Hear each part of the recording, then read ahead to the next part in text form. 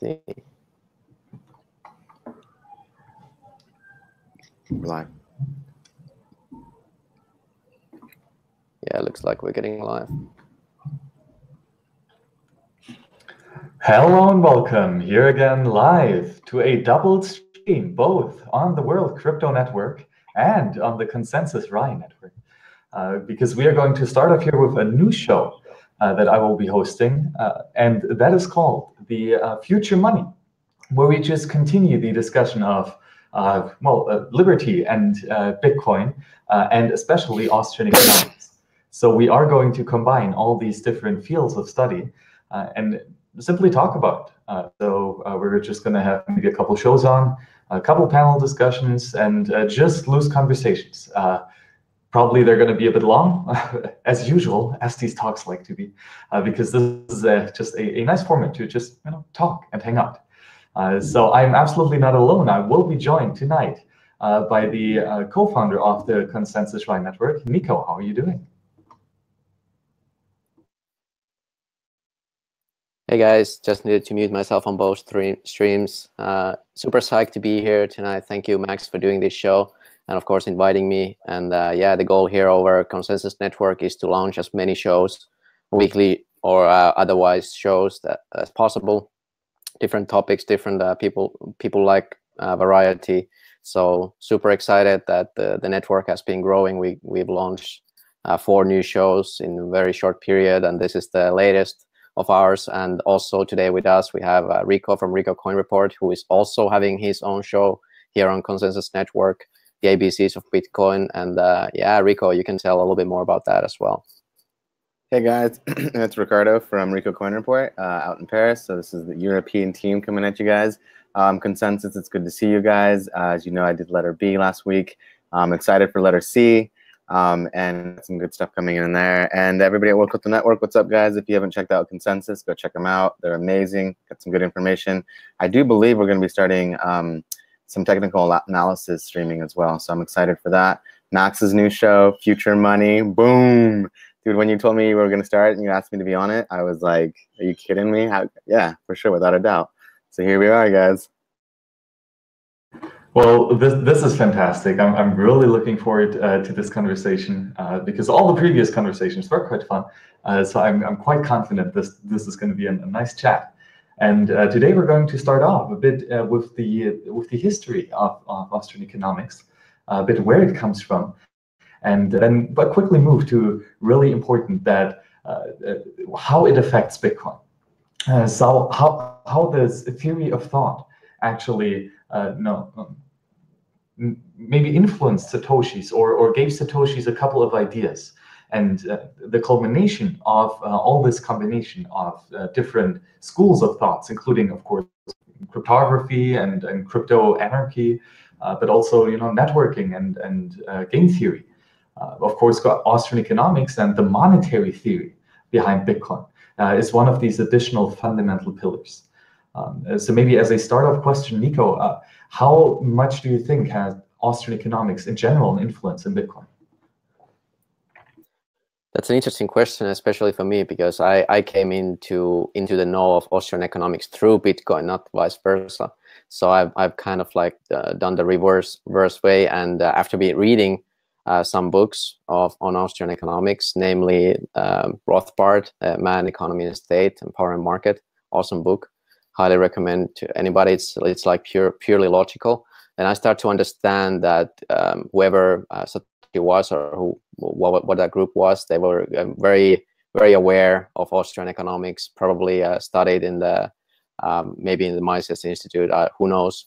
But definitely, in my opinion, the whole ideology of Bitcoin reflects the very idea of Austrian economics and sound money.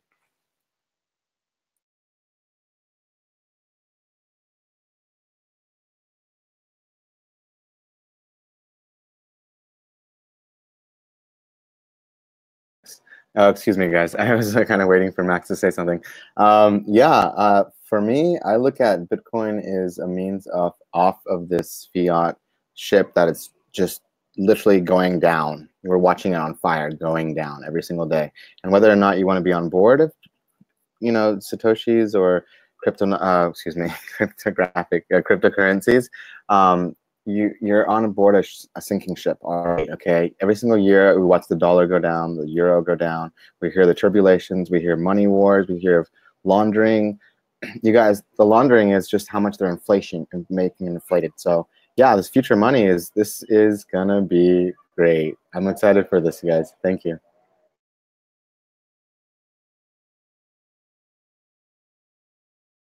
Oh, absolutely, yes. This is going to be a really nice discussion.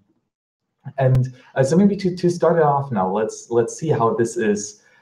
This entire school of Austrian economics has morphed, and for this we go to the amazing source wiki.mises.org, a wiki all about Austrian economics and the Mises tradition, and it all started off with the school of Salamanca in Spain.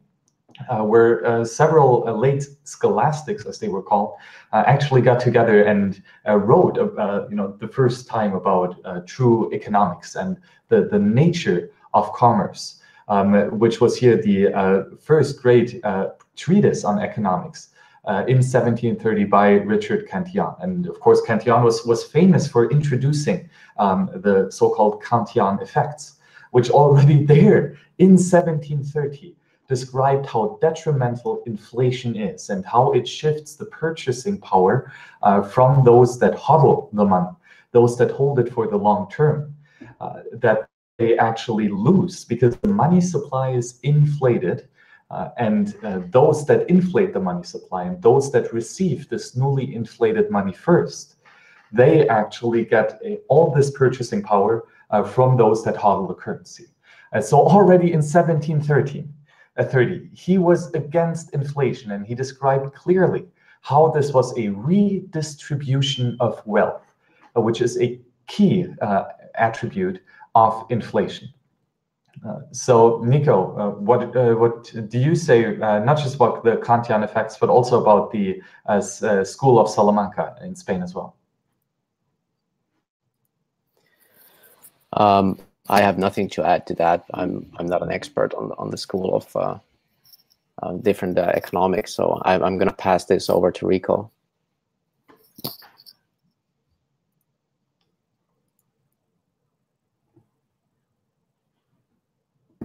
Thank you, Niko, for pushing an agreement to that. Well, I wanted to go back to the idea what you talked about with the deflation, or as you called it, the detrimental inflation. It's literally just taking the currency and just dropping its worth. And it is crazy that people are getting literally trapped by holding onto your money, your currency.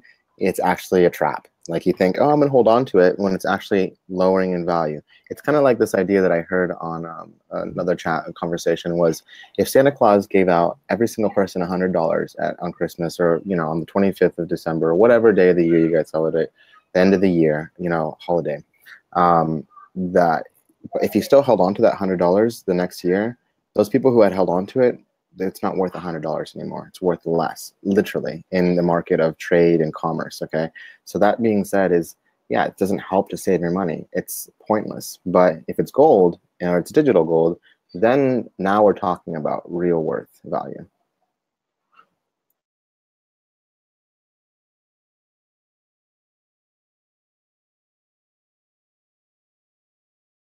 And of course, after the first thoughts about this new liberal idea to actually not control the economy and just let it flow and let it be free, let freedom ring, let liberty ring, and let's see where this takes us. That was something that really emerged in that time of writing, and then further later to that.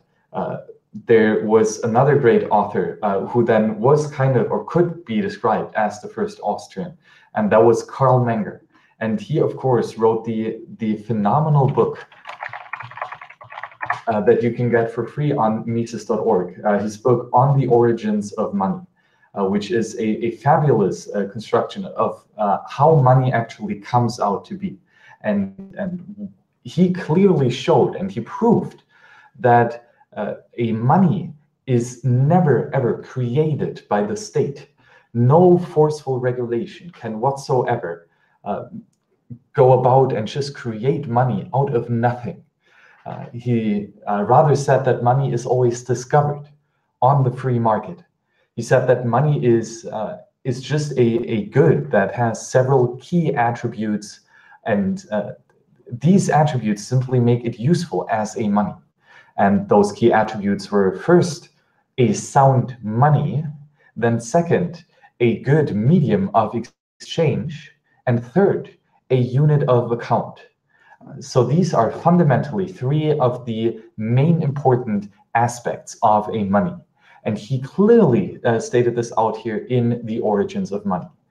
So Niko, would you please go into this first most critical aspect of Bitcoin, its attribute as sound money? Sure, and talking about those amazing resources on Mises Institute, I also encourage everybody to check out Max's website, which is towardsliberty.com, and his link list there and library there is quite extensive as well. So definitely thumbs up for that, and also like this video and subscribe if you like. We're gonna try to provide more different kinds of content, and this is where Max can show his expertise on Austrian economics and how it ties in with Bitcoin. And we get to ask him some silly questions and maybe point out some things that we think are good properties in Bitcoin that could qualify as sound money. So for me, the soundness, the most important aspect is censorship resistance. I think there's no way around that. The idea that we have a medium that we can store our effort, our physical effort or otherwise, and store it for later use without worrying that somebody will take it from us or confiscate or steal it from us is amazing.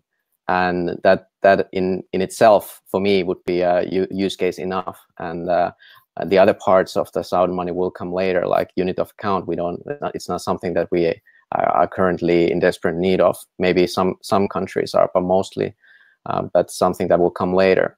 So to start talking about the sound money, for me, it brings in personal responsibility would be the first thing, to be self-sovereign with my money, with my resources. That's very important aspect of it for me. And yeah, it's kind of like digital gold. So if you're into gold as hard money, maybe that's a good way of thinking about it, a future gold, like the millennial gold, some people say. I like that way of thinking, and definitely it's a new way to hold your money. And yeah, it's true. It is volatile. It is a kind of a gamble. It's early days. Anything can happen, and that's precisely why young people who have time are investing in it, and that might turn out to be a very good bet for future money. Okay, I'm going to jump in because I just figure. Excuse me. There we go. Yeah, I actually completely agree with you. People who are young-minded are getting in, and people who are actually maybe have only invested in gold as a means to store your wealth are getting in as well. So it goes to show you that there is a backbone in people's, I guess, risk analysis or management decision-making process. But also, I wanted to talk about something I saw on the School of Salamanca, and something that popped out to me that keeps coming up in my opinions of what's going on in this world is the Renaissance. Okay, this is the Renaissance of Spanish and Portuguese theologians. Okay, people who sit there and just think about what's going on and try to literally do what you guys are all doing that are listening and researching and listening to people around you and your peers and diving in and figuring out what is this thing called blockchain and Bitcoin and the people that represent it and who are the good people and who are the bad. This is the Wild Wild West. This is the Renaissance of money. Right now we're talking about it, but you would not be able to know that if you didn't step back. We are in it. We're in the sound. We're in what I like to call the action. Okay, whether it's a war or not, they're not going to tell you whether or not you're in it. You're just going to realize it when everything around you is burning and in floods or in hurricanes and the whole world is falling apart. So yeah, we need to figure out how to store wealth. And if you can't store it in your fiat, you guys who are all putting your percents of paychecks into a bank, just know that that money is literally getting taken away from. And if you go to get it, often if you have a lot, they don't let you get it all at one time without question.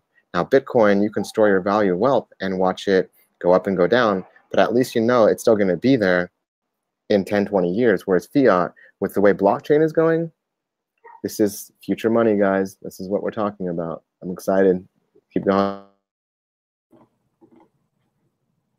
Oh, absolutely, right? And this is a really exciting time to see how money is reinvented and how this entire social phenomena of free exchange and voluntary interaction will flourish once you have liberty in markets and once you free the market, because then, in my opinion, you will free the world.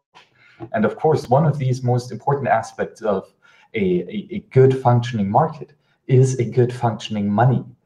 Because if you only, money is on every half of transactions. So because every time you either sell something for money or you buy something with money. So there's always, one side of the trade is always money. And this means if you have a shitty money, you will have a shitty economy. And therefore you will have a shitty society that will not reach prosperity, that will not be delightful. But on the other hand, if you have a sound money, a liberating money, then the entire economy can flourish. And that means that society and humanity in general will be ever so much greater. And that is why this is such an important study. Yes, economics might be a dismal science, but in my opinion, that is just a Dickensian approach. That is the approach of numbers and baffling and statism and control. Austrian economics is fundamentally not that. Austrian economics is a lot more about individual liberty, individual sovereignty, and freedom, not just for markets, but for humankind. And that is why I think that these two schools, Bitcoin and Austrian economics, work together so beautifully in this symbiosis of not just ideology, but also practice. So Niko, maybe could you a bit more go into what it actually means to have a sound money, especially with a hard money supply, and why is this important? Sure, and yeah, first let me say, well said, and I couldn't agree more on the Austrian economics logic sides. And to me, it seemed like I was completely ignorant of all economic theory before Bitcoin, and then once I started getting into Austrian economics, I soon realized that actually no extensive base knowledge was needed to understand it. Of course, basic mathematics you need to understand, and how reality works is helpful. But once I started reading Austrian economics, firstly, it struck me how logical everything was. Everything is working on pure logic. So it's something that I feel I can explain to my son also, who is not that apt on mathematics either, but understands logics and understands consequence, understands what it means to own something, what property is, and you're not allowed to touch other people's property. I mean, it stands to reason that this is the way things should be. So yeah, definitely, and goes back to the personal responsibility, of course. Never do whatever you want as long as you don't harm others. And I think this is a valuable tool that we can use to achieve those goals of everybody being basically free. And what this I think can bring also is kind of an equilibrium in the world when people are worrying more about building a life for themselves rather than being stolen by the governments and funding wars that nobody wants to fight. So I think this is something that this realization takes a while, obviously. The three of us here, we've probably realized that we've done some extensive research, and I urge everybody to look into what's going on here with the money and with the control, and what it means to actually have a sound and hard money that cannot be taken away from you. Because if you look at places like Venezuela, you look at places like Turkey, you have their money is being taken away from them, their property is stolen from them flat out. There's no hiding that, and the same thing is going on here. And while it is slower, it is still going on, and it would be naive to think that we are somehow immune and this kind of thing. digital scarce on money that we have at this point would seem like a logical hedge against what's to come. What do you guys think? You know, I appreciate just both of you guys for being outlets for information. I literally go out in public every single day and watch people throw away their money and throw away their money on TV and everywhere else that you see them, and even on YouTube. And it's just sad because people don't realize this is something that we have in the chat that I wanted to reference to. But Raphael over at Konsensus says people tend to say they don't want to think about money, but still they use most of their life doing stuff for money. That's all you are doing. You're literally working.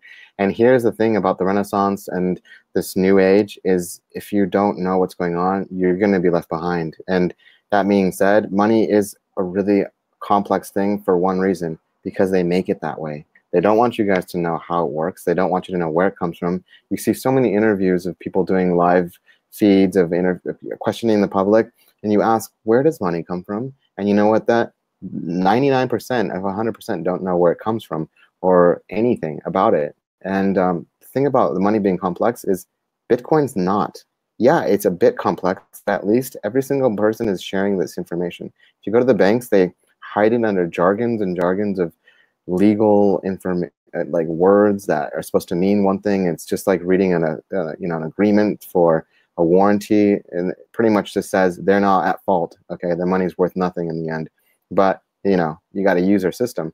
Or now, this came up as well on Twitter, fiat money is now a choice. You do not longer need it. You can choose to use cryptocurrencies. You can choose to use Bitcoin and stand up for what is sound money. Whoever created Bitcoin, the group, the cypherpunks, the Satoshi Nakamoto, genius. Why? Because he put Austrian economics into it. And you had asked about the money supply.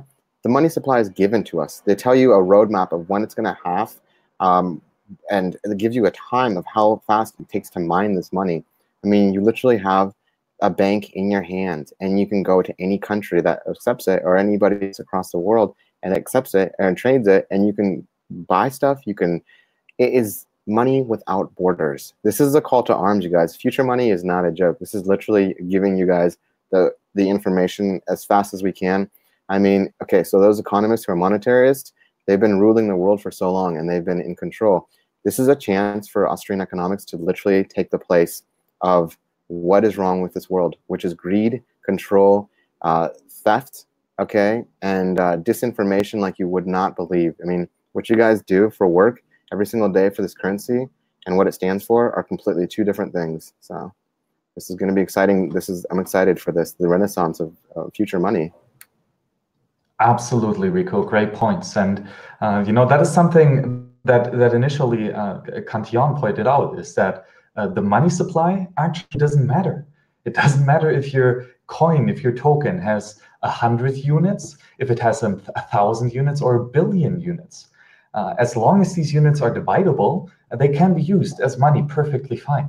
And that is, of course, also where in cryptocurrencies, the unit bias comes in, which a lot of shitcoins really use to profit off. Bitcoin is, of course, set at 21 million Bitcoin, but it could easily be 21 trillion Bitcoin. Wouldn't matter. However, if Bitcoin is the standard, and then you only have 21 million, then you can do a Litecoin and just increase the money supply by 4. Because then your inherent value per token will always be 4 times less than the inherent value in one Bitcoin token. And that means that people think that it's cheaper, right? That it's better, it's cheaper. It's not. The unit bias doesn't really matter. However, what really does matter, if you change the money supply and you do not hand it out equally among everyone, but a few people receive this newly printed money first. And of course, Cantillon described this effect with the Cantillon effect. But ultimately, it means that there are 2 things happening. There's on the one side overconsumption, and on the other side there are malinvestments. This is also something that Mises, Ludwig von Mises, in his amazing work, Theory of Money and Credit, pointed out.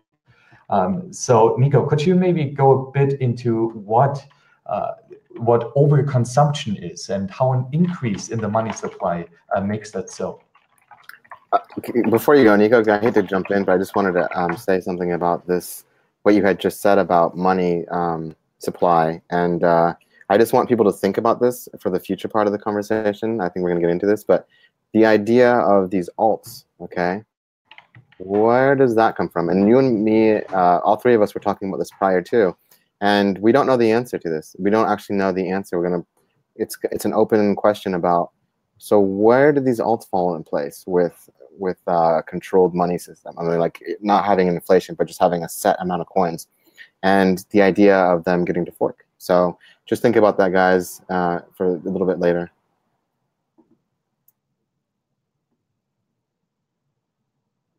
Right. So yeah, that's a great question. Overconsumption. That's one of my favorite topics to talk about. And this goes into the twisted game that is currently played in this world.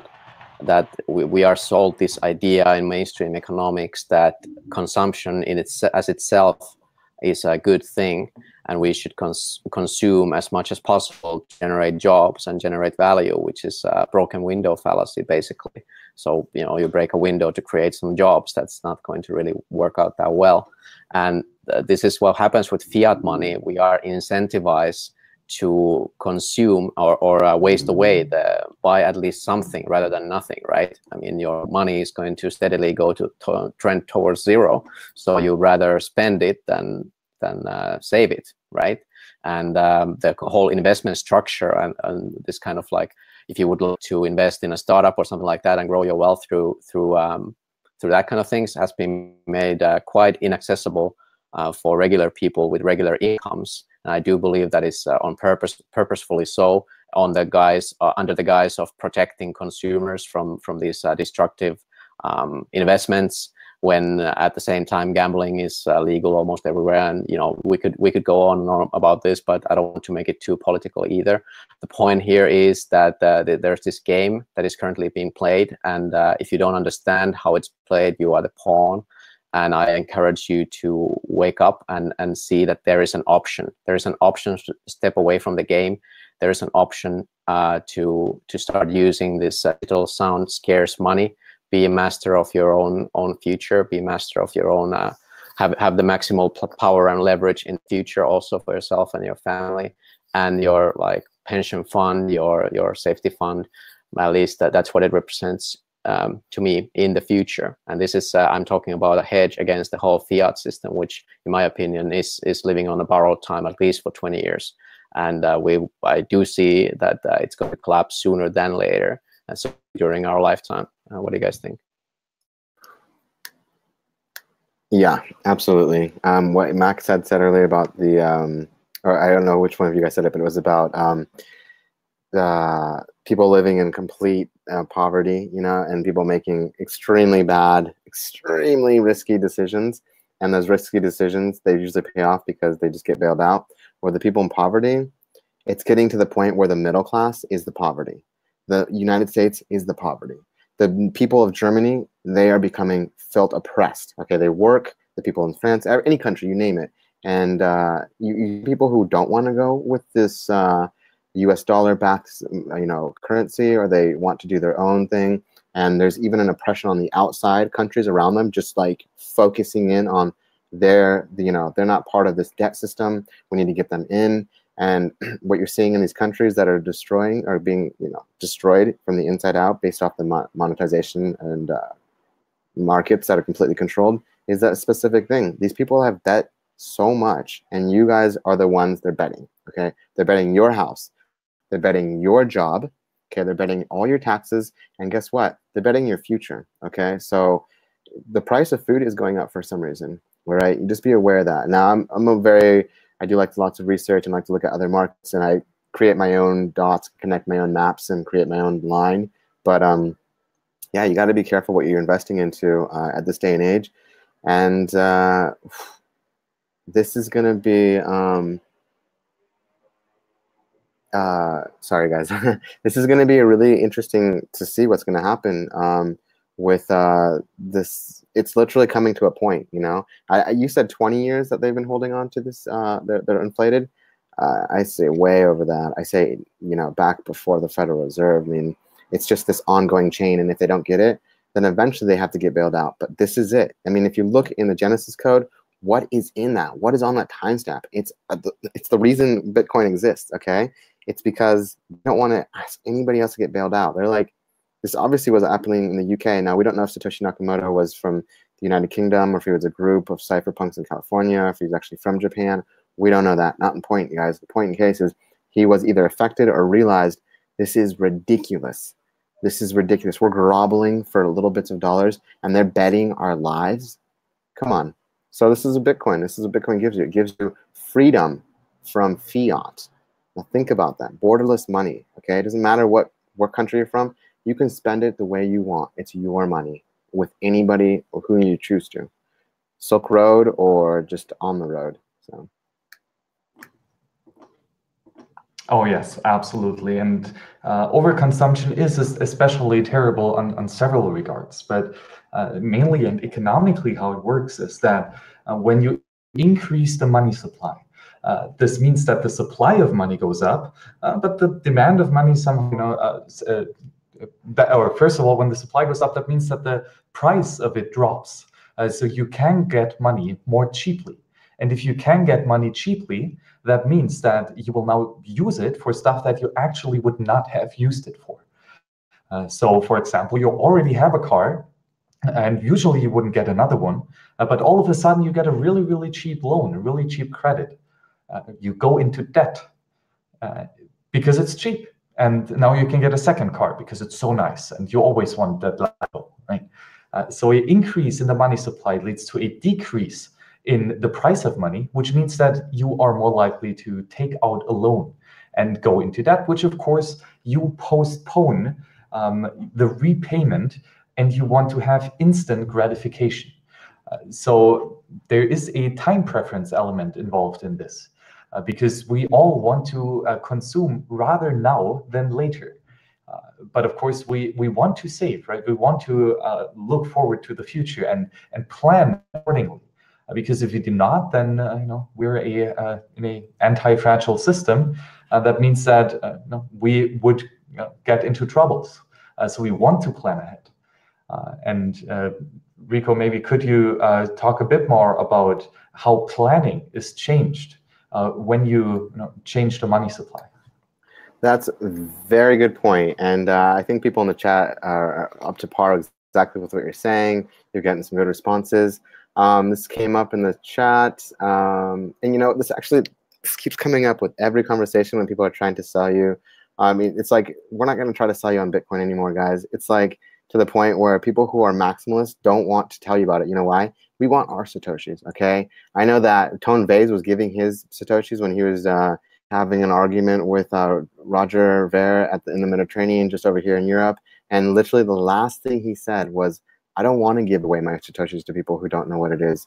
They don't deserve it. They don't value it. That's where I'm at. If you don't know what a Satoshi is, if you don't know the value of it, and Steve Johnson in the World Crypto Network says, I believe we're in an accumulation phase of crypto. I'm buying now because in the future, it's going to be way too expensive for me to buy. Very good point. I'm getting my Satoshis now. Okay, I don't want to wait in line. I don't want to wait for anything like that stuff. I mean, don't go out and dump your whole bank account in there. You still got to pay for your stuff, unless you're Max. Obviously, you figured it out. This how to be super sound with your money. But that's from a banker's opinion. Obviously, if you can get out of the system, like Max, like Andreas Antonopoulos, like anybody else who's off the system, good on you. It's not an easy task. It's like literally the strictest financial diet, I think, because you do have to think of the future. You have to think about your decisions, and that's what we're talking about. We're talking about your future. We're talking to each other about our future. And in coalition, we think about the soundness, okay? If we give you these big, drawings on the wall and we're giving you all of the information, it's because we care, okay? We literally care for you guys. I mean, it's eventually going to go mainstream and people are going to be like, okay, well, I don't know why I told everybody about Bitcoin. I wish I had just gotten some for myself. But at this point, with this price that's being adopted, okay, in this last 2 weeks, this week alone was insane on adoption. I'm excited for this week's news reports, but more so the fact that so many people that are big are getting in now publicly, which means they were already privately getting into it. But before, they were just thinking, oh, this is a big joke. Let's just buy some Satoshis and throw them around. They didn't realize what they were wasting, okay? People don't realize how valuable this market is. It's a very delicate market too, okay? We need everybody as well to go out and show people how to run their own node for the future sovereign sound money to stay alive, okay?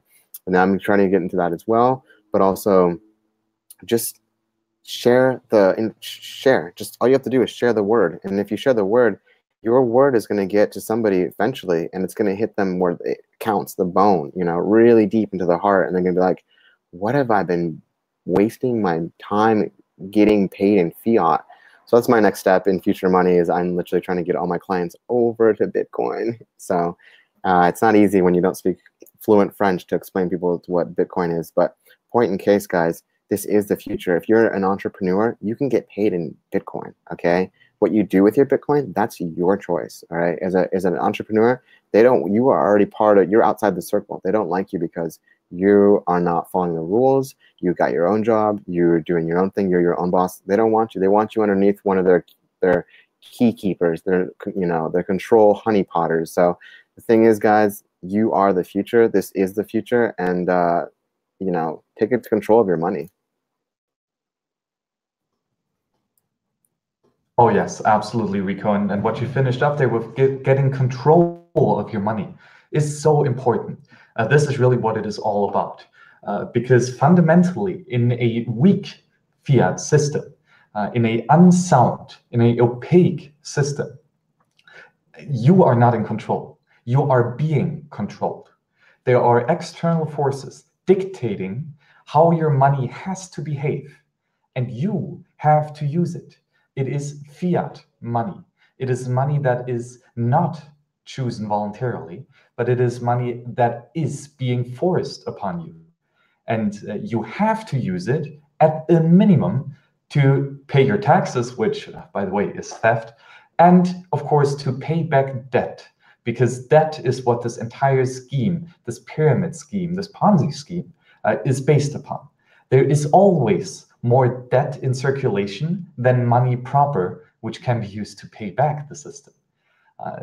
So the system is always and inherently bankrupt and illiquid. And sooner or later, such an expansive scheme that is being forced upon you will be destroyed, will collapse. It has always happened. Money, fiat money, always dies. It will end up in the shitters, quite literally. So maybe, Niko, could you more expand on the attribute that such a fiat money would never be chosen voluntarily on a free market, but rather it has to be enforced by a government dictate?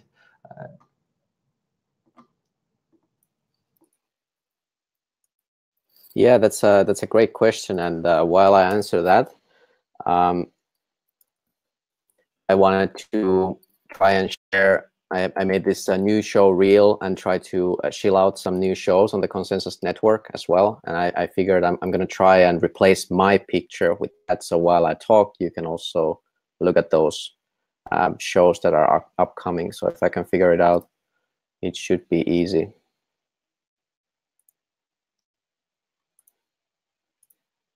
Well, can you see now?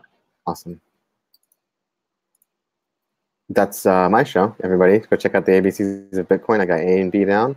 We're doing C on Konsensus, spelled with a K, but we will be talking about Konsensus with a C. I don't know if I can. I can screen share from here as well. Yes. All right. So sorry about that, guys. I think the screen should be shared on both right now. So yeah, free market money. Yeah, that's a good question. I don't think people would understand how free market money works. I think that's one of the biggest issue here with the future money, which, by the way, you can see the thumbnail right now. How to make people understand that there's something wrong with the current system, that it's not sustainable and it's not safe, and how to protect themselves from something they don't understand, that they need protection from, is obviously a challenge that everybody who has been trying to educate people about these matters has faced. And I do believe that if people were shown what a true free market looks like, people would be so happy. Like I don't know like who benefits from the current system where we have this throwaway disposable culture where we dispose not only of our properties but also our partners and relationships, and it's the whole world seems to be kind of suffering from this. So if we could just have free market, which would essentially mean full voluntarism, which would mean no coercion, no forcing of whatsoever, forcing of prices, or you have to buy this, or you have to use this money, or you must do this and that, and you must pay these fines and taxes. If there's no coercion like that, and people could found free enterprise, do trade freely with each other, as long as nobody harms anybody, takes anybody's property, I think. I think people would vote with their actions very, very differently. But the problem here is, the bottleneck here is, people don't understand. People would really need. That's why I'm so excited about, Max, this show that you're doing, the Future Money. I think this is precisely what we need to onboard people to this ideology of soundness of money and economics, and that you can, in fact, and you should take full responsibility of your own finances, your wealth, your well-being, and not outsource that responsibility.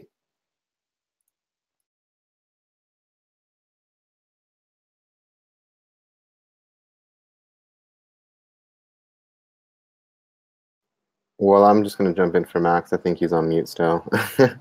Max, come in whenever you're ready.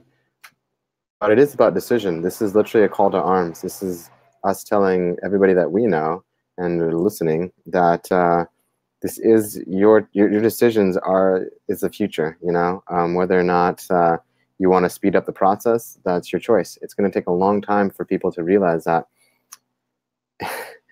if you use this money, you're using crap money. It's literally worth crap. It's inflated. And again, Steve Johnson on fire tonight. He says taxation is not only theft, but it's slavery, and it creates anarchism. It's absolutely true. It is theft. It's a great way to, it's an archaic system of debt and consumerism, slavery once more. So yeah, this fiat system, taxes, all the stuff that you're putting money into, these banks that are insolvent, you are literally in a slavery system. Why? Because your decision of mind. That's where it falls back into this idea of the matrix. You decide, you know. Neo was like, I'm done. I don't want to be stuck in the corporate world. And he got a wake-up pill. He got the red pill. He got to realize that this world we live in is not your choice. You're not making the decisions. It's not your choice. You think that you can choose? You can now. You can choose to not use fiat. You can get on blockchain and Bitcoin, but no, this has been a long time coming, and we finally get to be the kids of the holders of Bitcoin, or get to meet the Bitcoin baby, I think, which we get to meet at Rico, which I'm super excited about. But yeah, so I'm excited about what we're going to be speaking about next. So. Well, yes, guys, I love the conversation so far. We already touched on many amazing points, and maybe to then continue after now we have elaborated how weak money, how weak fiat money messes with your brain in the sense that you consume much more than you otherwise would have. It is literally mind control. It messes with the time preference that is inherent in humanity, that is inherent in human action. And that was, again, a book by the amazing Ludwig von Mises. And in this book, it was his entire treatise on economics. So he really went into depth into how all aspects of economics worked based on praxeology. And he here also, again, emphasized that regarding monetary theory with the expansive money supply, that the entrepreneurs think that because they get this additional money, that people are saving, people are postponing their consumption into the future. And therefore, because the people are saving, they would much rather invest into businesses. And that means that the supply of money for investments will increase, which will, of course, again, the price of this money make decrease. So this means that the interest rate will be lower. And therefore, the consumers would have enough money in the future to buy the products that the entrepreneur is now being built, that he's now building.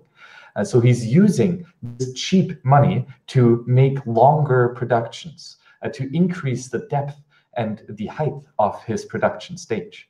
And of course, if the consumer is actually not saving, but rather, as we explained earlier, consuming his money, there is a fundamental misalignment here. The consumer thinks, wow, okay, cheap money, I can consume now. But the producer thinks that because of this cheap money, the consumer is actually postponing his consumption. And that means that ultimately he is producing something that the consumer does not want. And if the consumer doesn't want it, he will not buy it. As a matter of fact, he doesn't even have the money to buy it. And this is what Mises calls malinvestments. The entrepreneur invests into a project that fundamentally nobody wants to have. And therefore, he has wasted resources. These resources, not only do they have to be dismantled. So for example, if you build a house and all of a sudden you realize that half the way you don't have any money left because you realize that the consumer will not pay you for it, then you have to, break down the house. So that means that you have to destroy that which you've already built.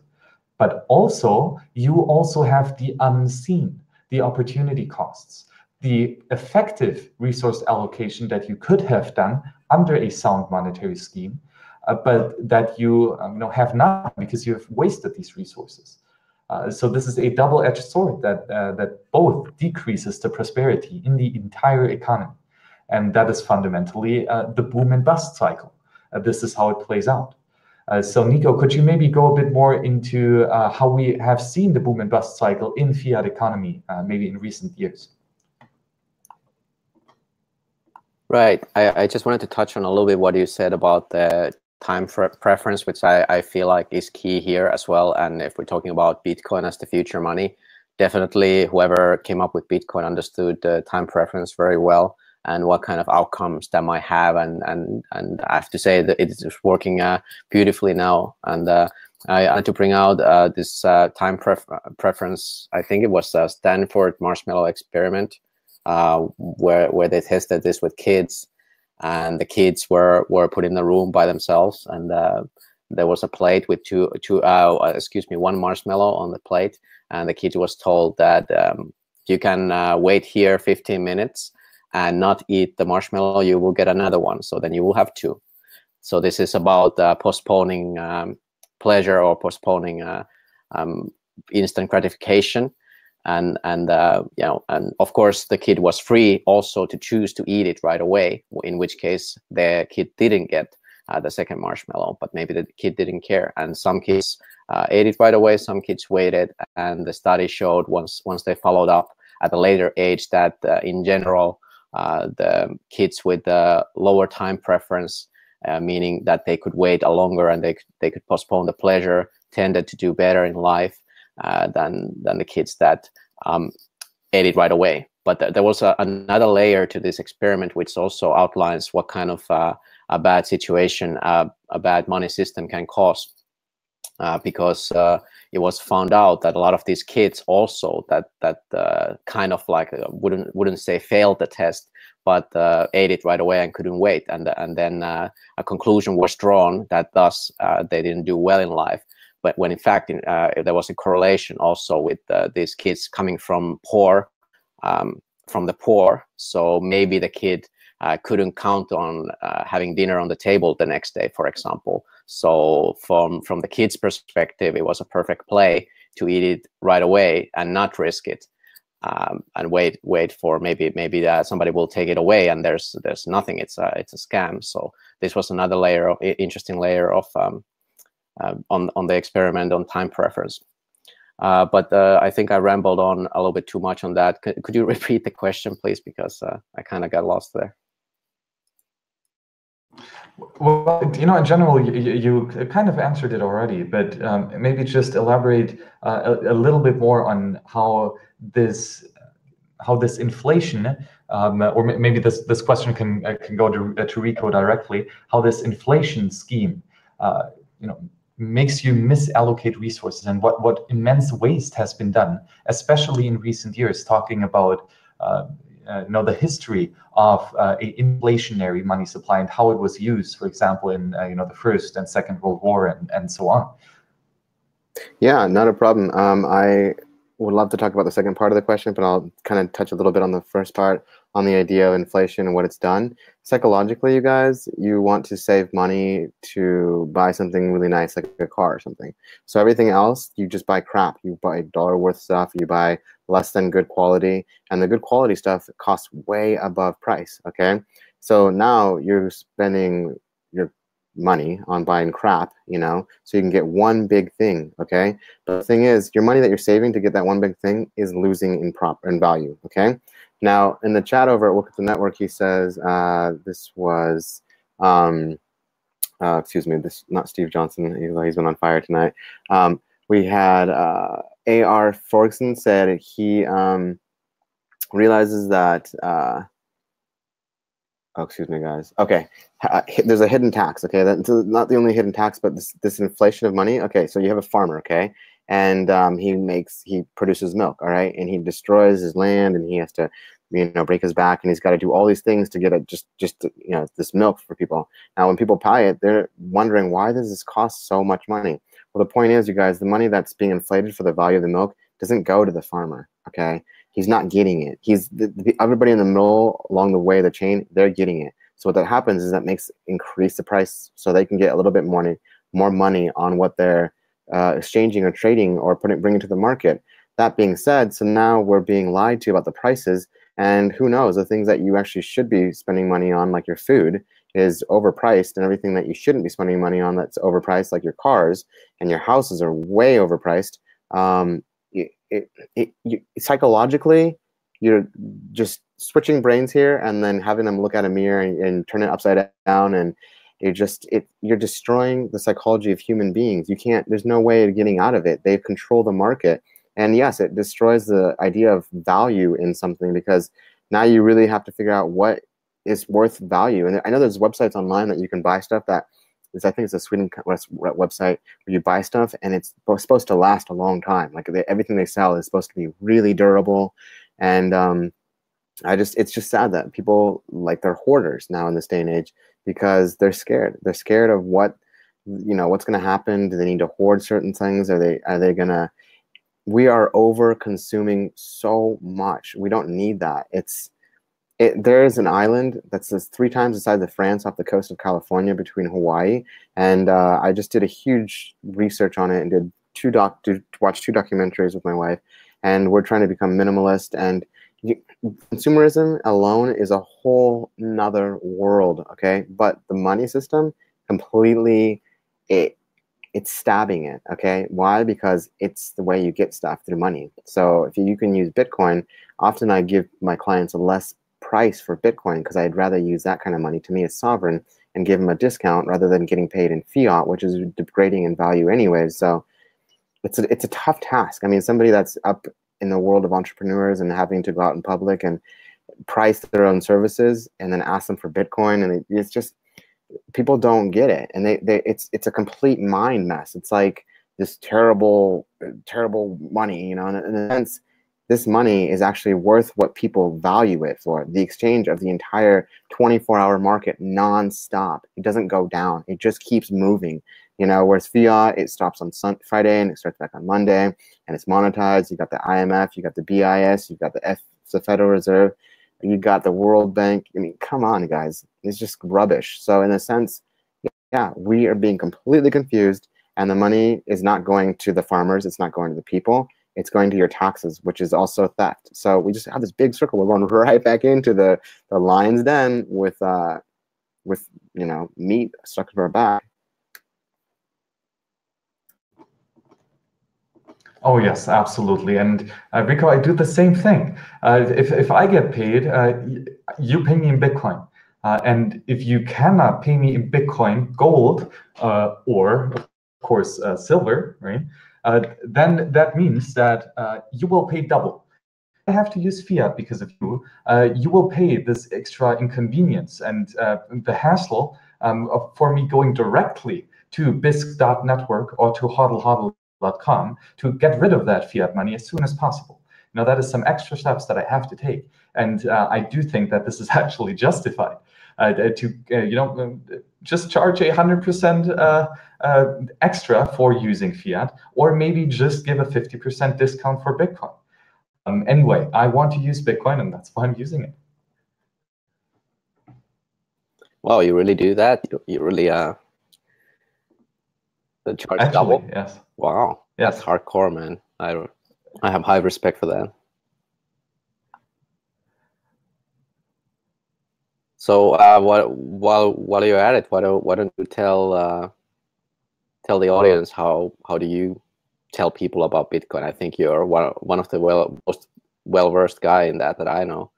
So maybe people can get inspired on how to actually spread the virus. Yeah, spreading the virus is super important. We really need to shill Bitcoin hard because number one, Bitcoin doesn't have a marketing department, and number two, Bitcoin is actually worth fighting for and worth shilling. So combining those two aspects, I do think that shilling Bitcoin is actually quite easy. In my opinion, you only have to show it. You only have to show how it works. And once the user experiences how such a sound, magical internet money actually works, he wants to have it. Becoming a hodler is really, really simple. You can set up someone with a Bitcoin wallet within, honestly, a couple minutes. What I always carry around with me is such a small piece of paper where I explain briefly what Bitcoin is and what the private key and public address is. And I do have already space here for 24 English words where the users can write down their password simply and securely offline on a piece of paper. And when you have that, all you need is an internet connection on a phone. And you go down, you go to the App Store or Play Store and download the green address or the Samurai wallet. You chucked on the 24 mnemonic seed, and you chucked on the password and the PIN, and that's it. They have a Bitcoin account. It's fully valid. It doesn't even take a minute to set that up. Maybe 2 minutes if you take the time writing it down, which you should, by the way.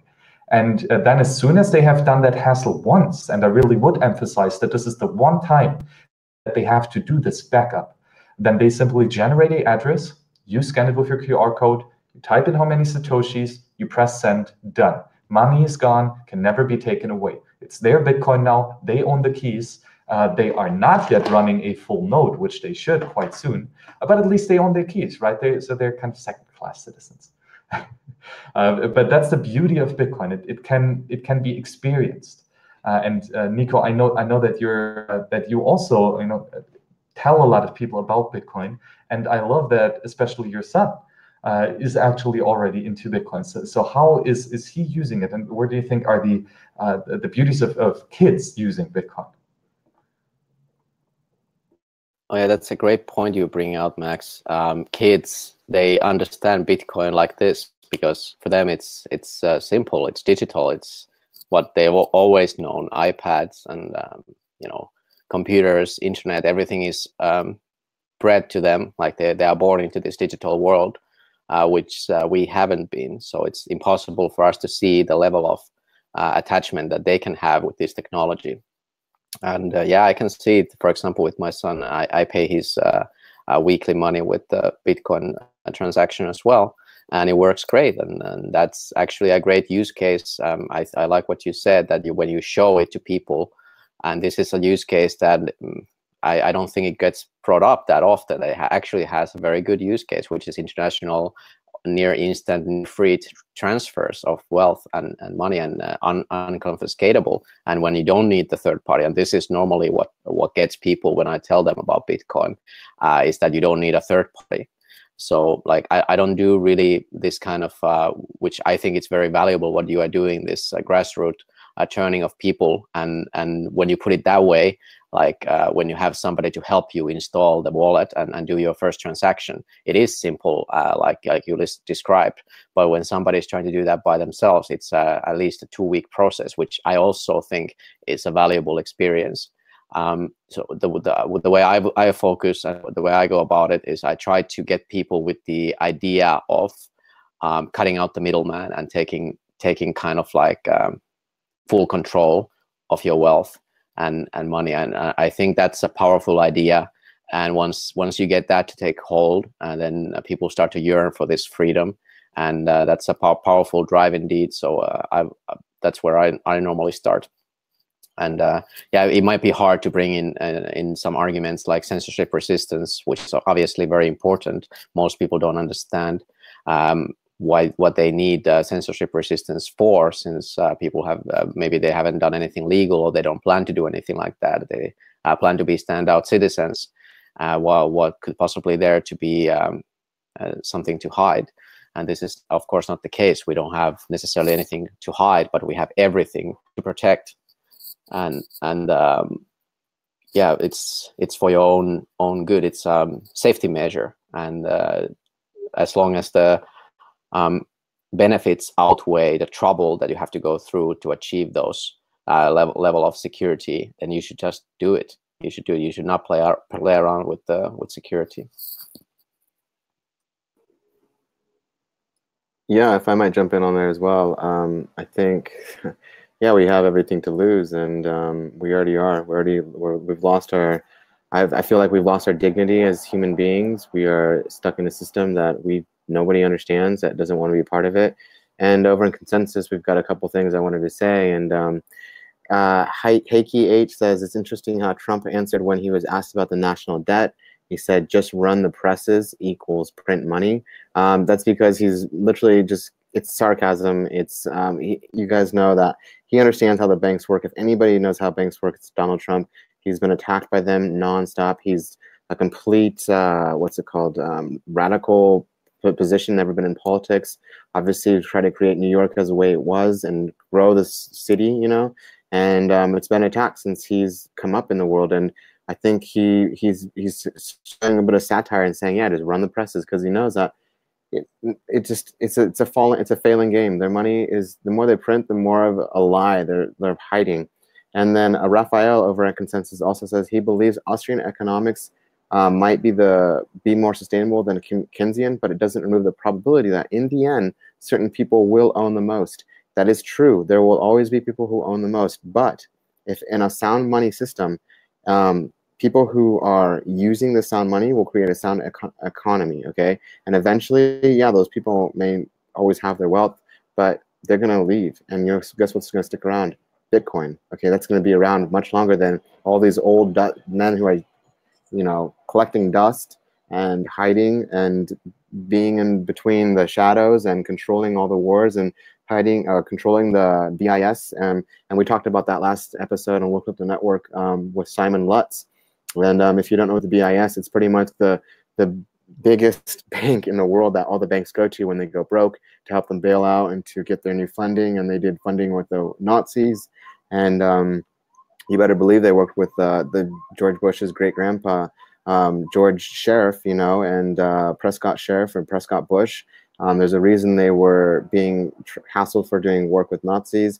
And this is right now. But with Bitcoin, yeah, it's not, you can buy whatever you want with Bitcoin, okay? Whatever you want, just buy it, and then you can use Bitcoin. No one's going to bother you. But with this fiat currency, you don't have a choice how much they print, where it's coming from, and it's not sound money. It's a big lie. It's a huge lie on all of us. And I'm excited for this show, because it's going to show us how to literally go out in public. And I know It's Me Boss Lady over in World Crypto Network does that. She says, I describe crypto to kids as just being like tokens in their game, like a Roblox and Minecraft, except that they spend it on anything. Boom. Kids can do it. If parents are giving it to their kids, like Niko's giving it to his son, that just goes to show that people who actually care about the future, that care about the kids, they're doing something about it, okay? Now, I'm just Euro cost averaging in. That's as much as I can get and asking people to pay me for it. But in a sense, that's as far as I go. And I have told a lot of people about it, but this show is literally about that. It's an open conversation about this future money, okay? And Max, thank you for giving us this show. Niko, thank you for also as well in collaboration. The logo, everything that you did, phenomenal. You pulled it off like a hat trick. And yeah, man, this 3 points is really good. We get to really help people out. And this conversation is great because we get to see what you guys are talking about over Konsensus. We get to see what you guys are talking about in World Crypto Network.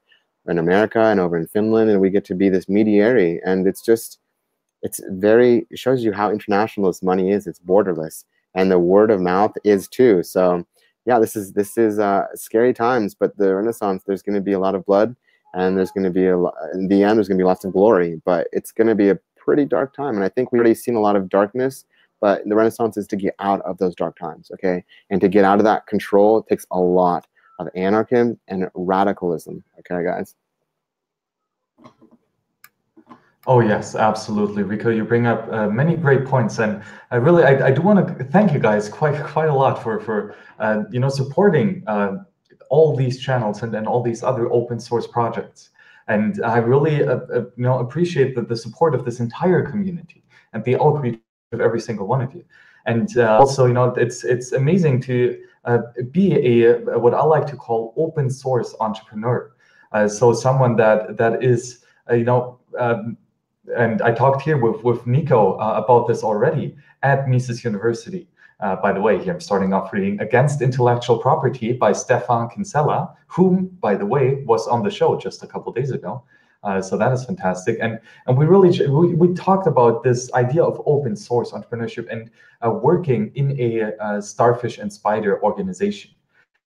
And the beauty of that is that it is all voluntary. It is all peaceful. You support whichever project you want to support, and there is permissionless innovation.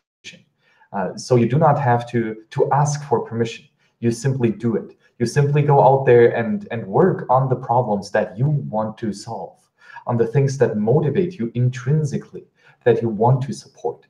And it's not necessarily about the money. It's not necessarily about getting paid for this. It's about changing the world. And that's something that is inherent in such an open system as Bitcoin, and such an open system as content channels like here, the World Crypto Network, or of course Konsensus Ry. This is just a quite a beautiful collection of like-minded individuals who want to move along towards liberty. So Niko, what are your thoughts on open source entrepreneurship and how it links Austrian economics and Bitcoin? Yeah, well said, both of you guys. And I'm also really feeling the love from the community here. The support has been immense, and we've got more and more viewers and subscribers every day. There's new subscribers, and people are asking about shows and giving feedback. So that's been awesome. And we are listening to all the feedback, and we are trying to make different kinds of shows. And yeah, everybody's welcome to join our team as well to create these shows. If you have an idea, don't be shy. Just contact any one of us. We are pretty easily accessible through Twitter, for example, or Telegram. Even on YouTube comments, you can just drop in an idea, and we can work out a show. I love helping people to put up new shows and maybe I bounce around some ideas. Like, for example, we're going to have a trading show coming next week. Hopefully we can launch that. I'm looking for people for that. If you're interested in trading, and if you want to share your TA tricks or whatever, you want to make a funny show, just contact me, and we'll see if we can put you on the Konsensus Network, and maybe even World Crypto Network as well, because we try to be this truly global news network on all matters of crypto and blockchain and freedom, basically. I kind of forgot. Did you actually ask a question from me? I just kind of got lost in my shill fest. The shill fest is always good. It's always nice to give people the opportunity of finding these shows, because in my opinion it is all high quality content, and that's why we're shilling, right? It's something that we know that is good content and that we do want to support. And it's not that you should trust us and just blindly follow what we say. Quite contrary, you should never trust us. You should always verify that, and take all what we're saying here with a grain of salt, of course. Because we are just random people, so we could just be random shills. You never know.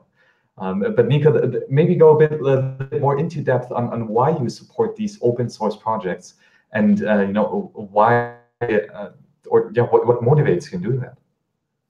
Oh, right, of course, yeah. One of my favorite topics is the starfish model, which is so much more resilient than any kind of hierarchical company that you might have. First of all, it's based fully on voluntarism. It's there's no leaders. I mean, there's sure kind of like thought leaders, but those leaders are always chosen by the backing of community members. So, for instance, there's this book, Starfish and Spider and the Unstoppable Power of Decentralized Organizations. It has a really nice case about the Apache Indians and how they had these societies and groups that had a leader that rose from the community. And when the traditional military, hierarchical military, was fighting them, they couldn't beat them because they would just scatter. And whenever they would kill one of these leaders, another one would rise up, be propped up by the community. And this is a decentralized system that will constantly evolve. People stepping in, people stepping out, people dying, people leaving the project, people doing whatever, doing million project at the same time, and then only working a little bit, 1% effect at one day and 100% on another day. So this kind of an organizational model permits that. It permits any kind of contribution to the project that you're willing to do at any given time of your time preference and marginal utilities. So when you feel inspired, you can do one project, and when you feel less inspired, then you can do another one, for instance. And then the key is to have enough people in the team from different fields that are motivated and are working for the same goal, also from their own free will, because nobody is forced to do anything. Nobody's usually in this organization at the beginning, nobody will get paid, but it's rather kind of like a side project that everybody believes will become the future bread and butter for everybody. But there's no rush, and this is why decentralized organizations in general, like Bitcoin as well, has been said it's a bad thing.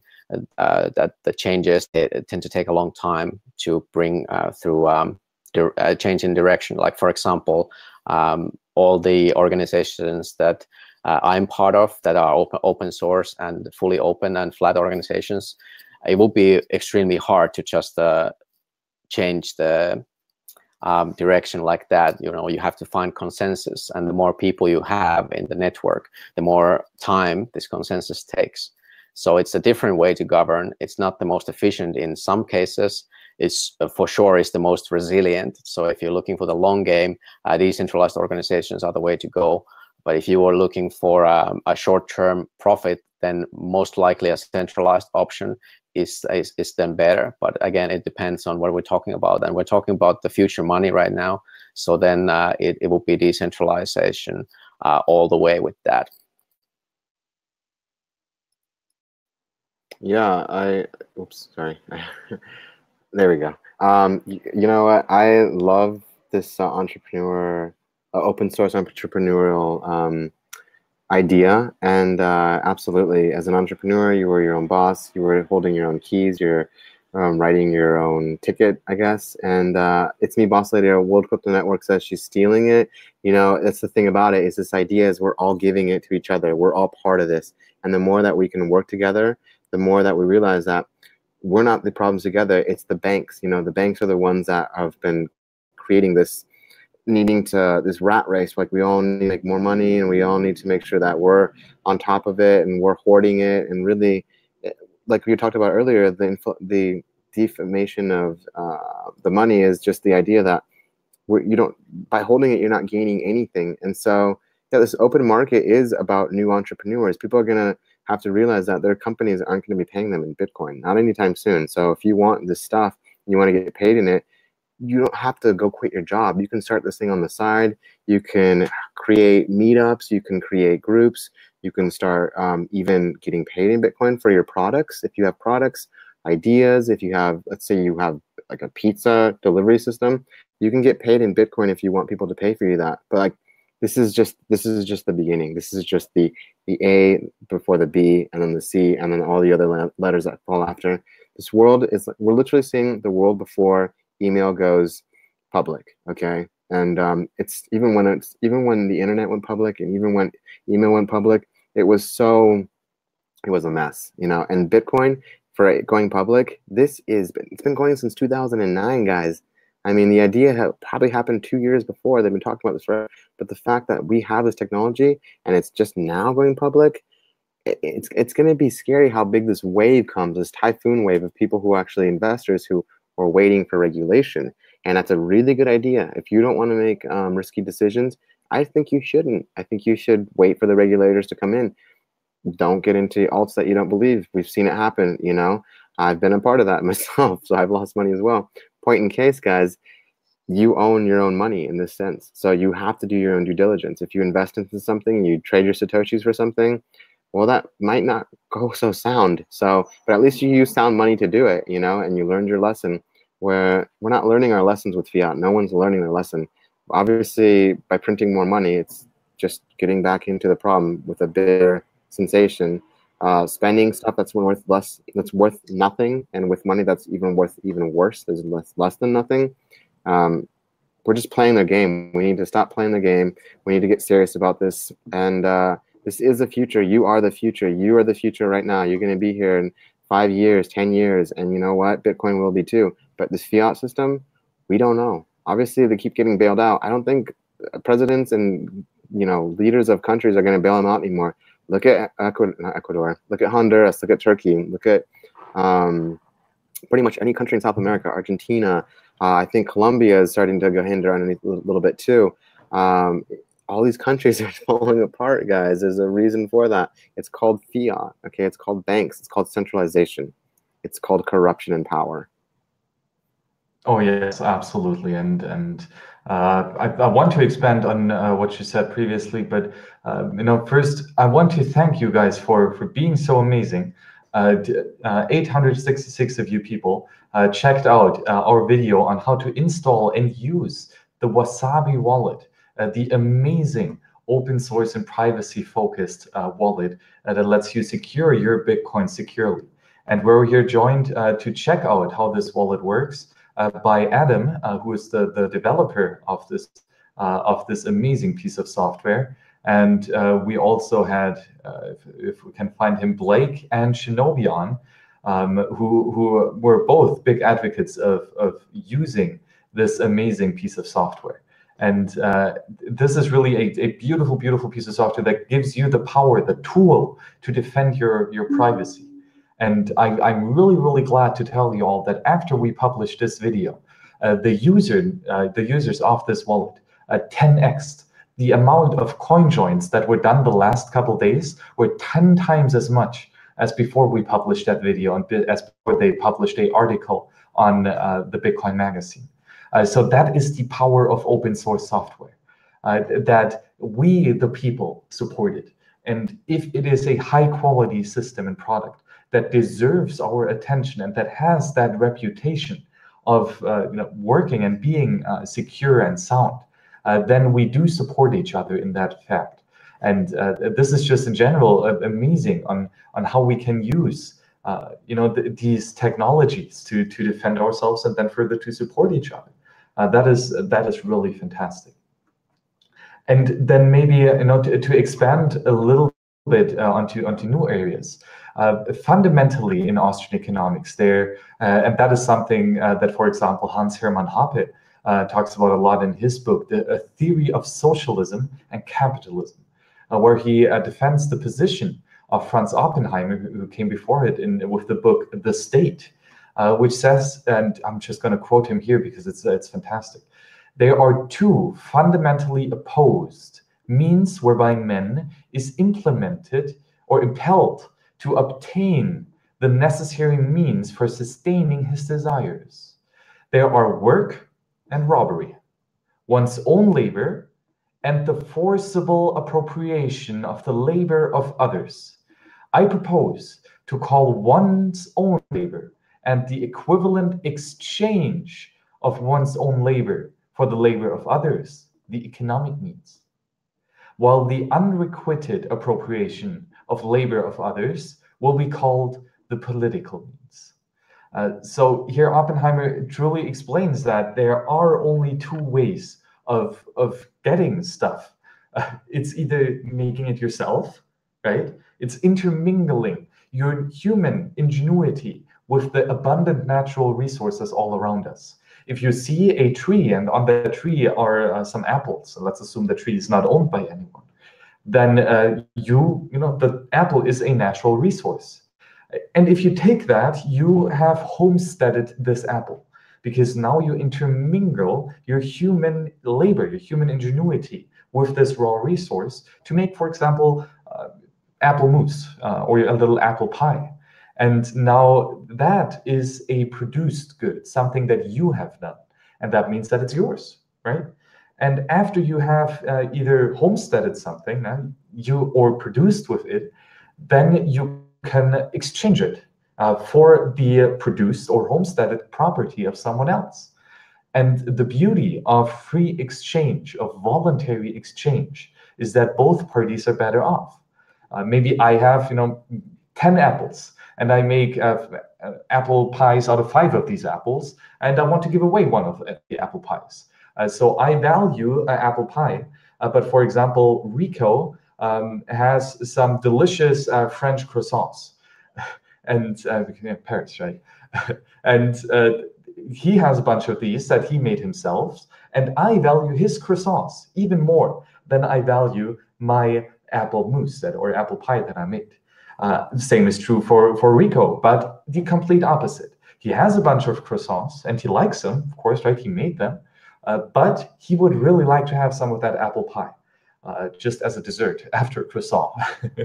And now when we exchange, Rico gets the apple pie, which he prefers, and I get the croissant, which I prefer.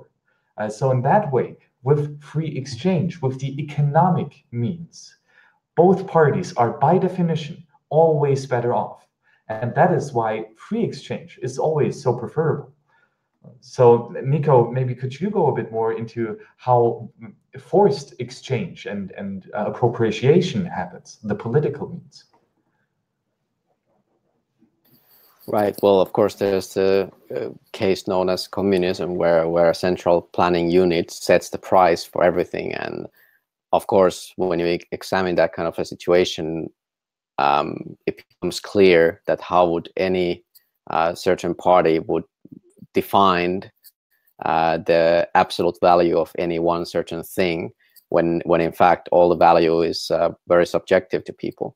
So the idea of not letting free market to price everything seems very alien to me now. But I do realize that there's all kinds of this kind of like flat out setting of the prices, of course, in communist utopias.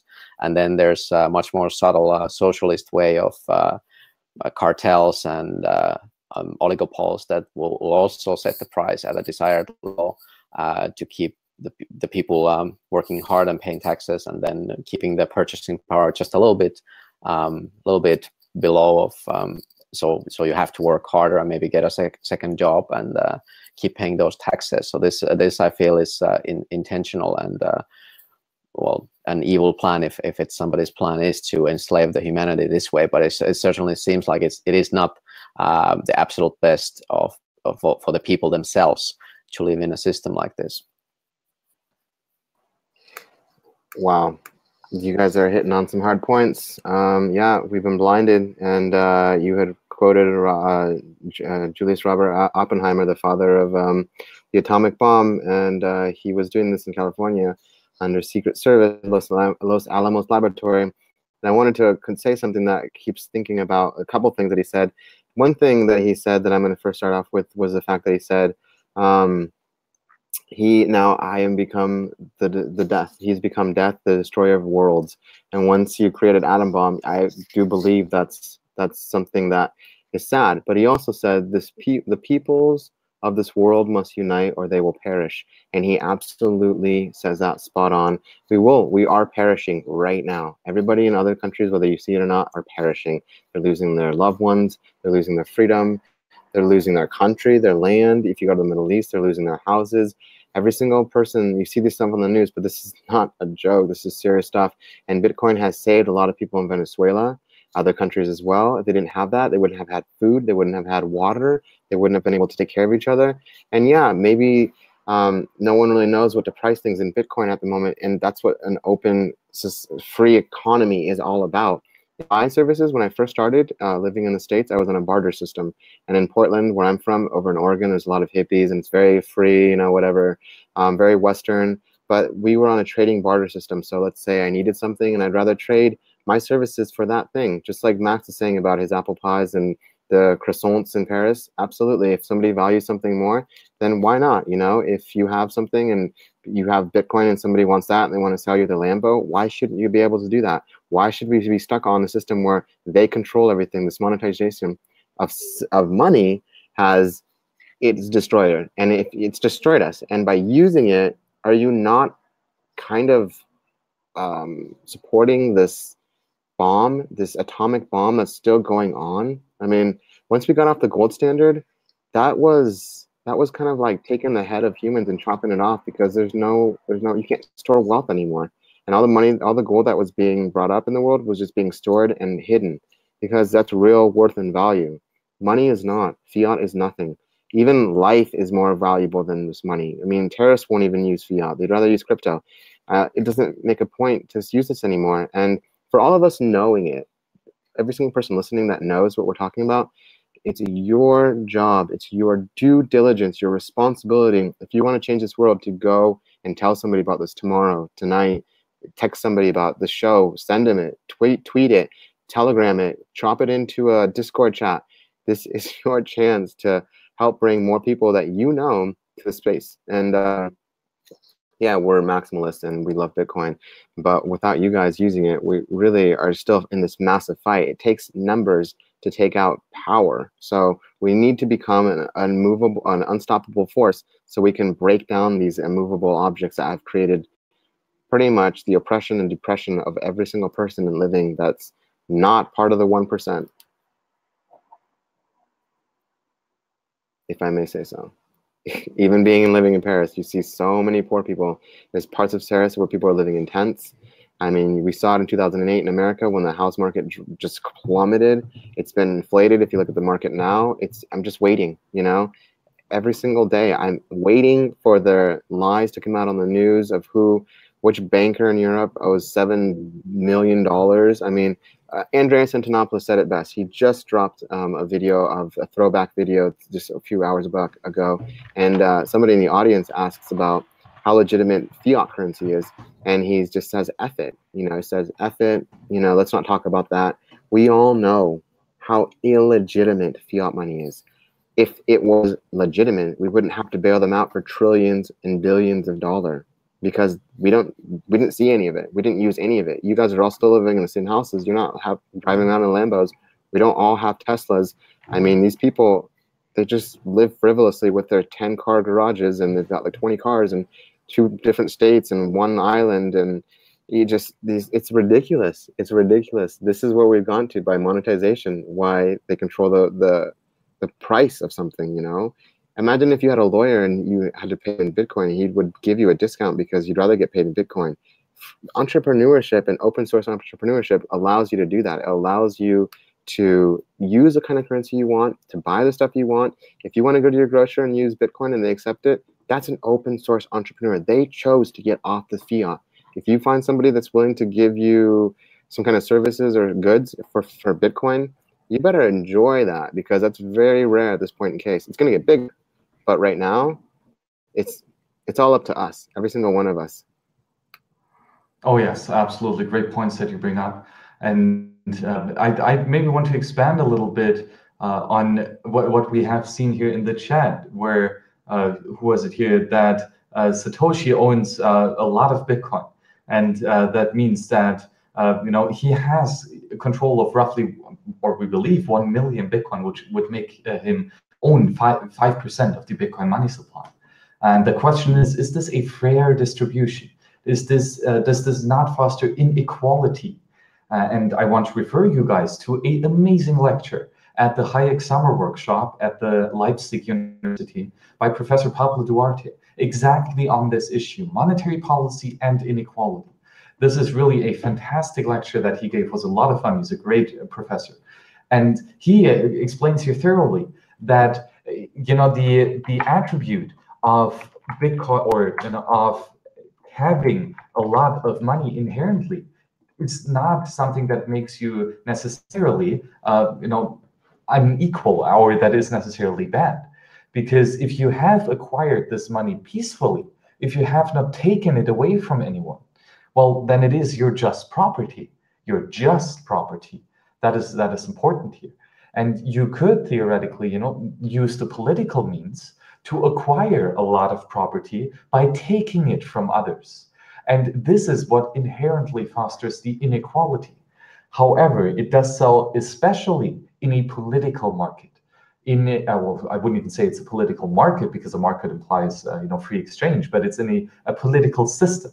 And that means that there are always some winners that only win at the expense of others. And fundamentally, this is what inflation is. This is what taxation is. And the beauty of Bitcoin is that it does not have these systems. And although Satoshi owns a lot of Bitcoin, he gave us a beautiful sound money currency system.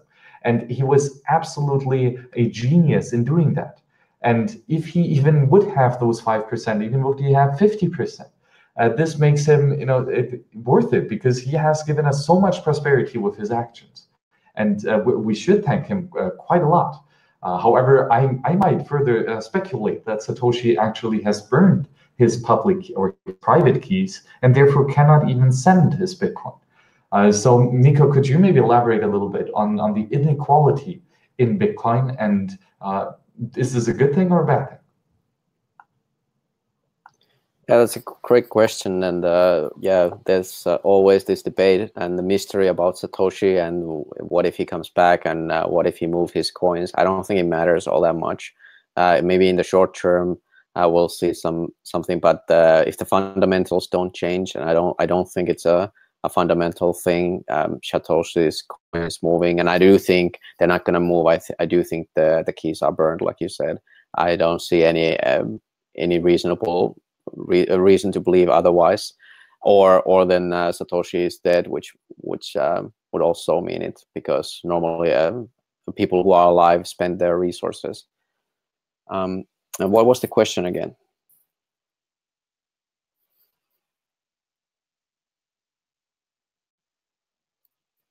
Oh, sorry, I didn't hear that.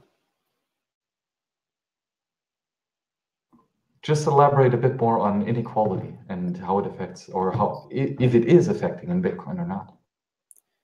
Well, here's the thing. Equality, there's kind of like, we are not born equal. We are with different parents. Maybe our parents loved us, maybe they didn't. They set us on the correct or incorrect path. There's a number of variables, not even counting any physical differences in possible brain chemistry or anything like that. Like, how can we talk about equality? We're not equal by default. However, equal opportunity is another thing entirely, and I think what Bitcoin is doing right now is creating this free market money that anybody has a chance to take part in. So that is equal opportunity. Okay, granted, we are not on the equal standing ground. We will never be, because somebody has more money, and somebody will always have more money to buy more Bitcoin, whatever the currency or money is that is being used to produce, represent wealth. So I don't think there's an escape from that. However, we can, and we are producing a free market situation, which in my opinion is true equality.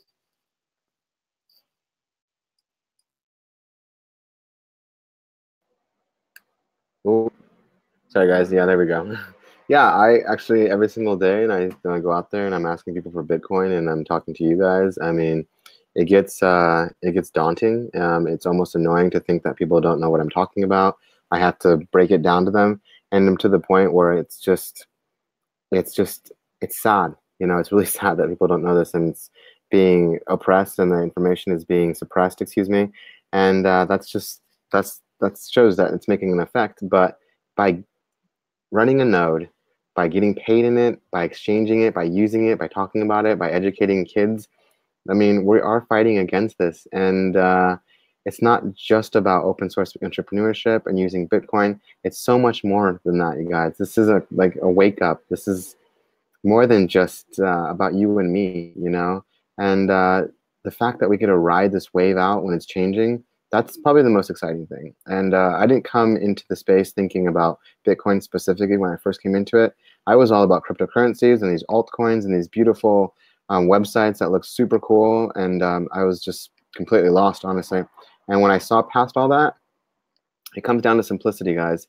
A money that has a certain amount of tokens, that has an allotted amount of time that each currency is mined at, and a system to get away from fiat, a system to give the power to the people, the power to those who use it, not those who want to be controlled by it, but those who want to use it in a sound system.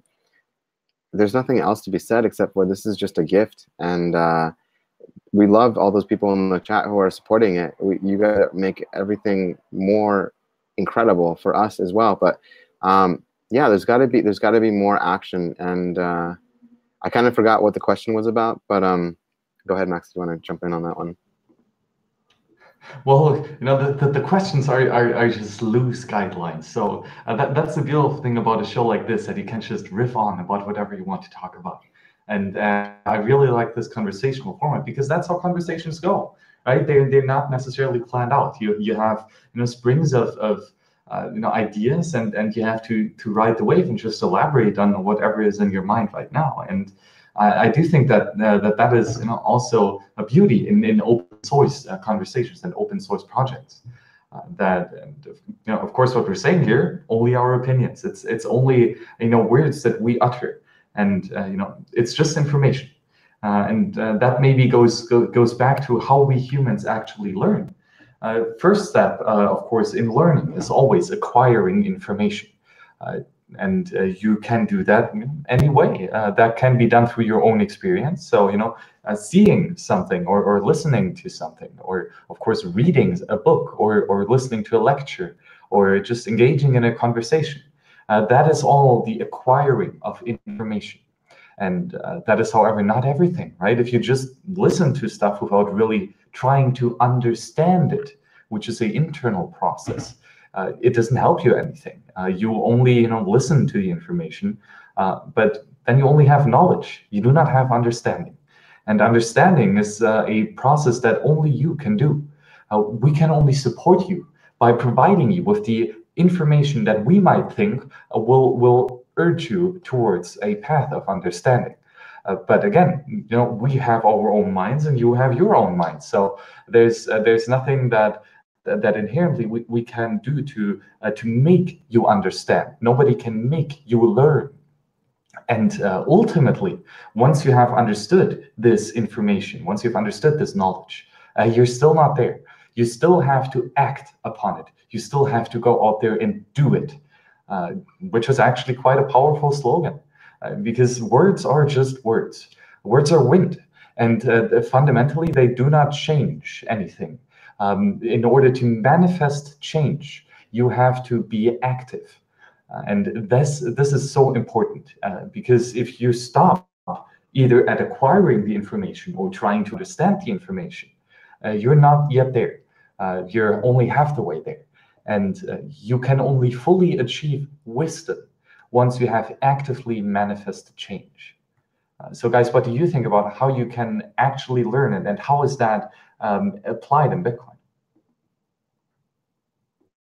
First of all, that's an excellent point you made about the conversational format. And I mean, it's just that the conversation takes place.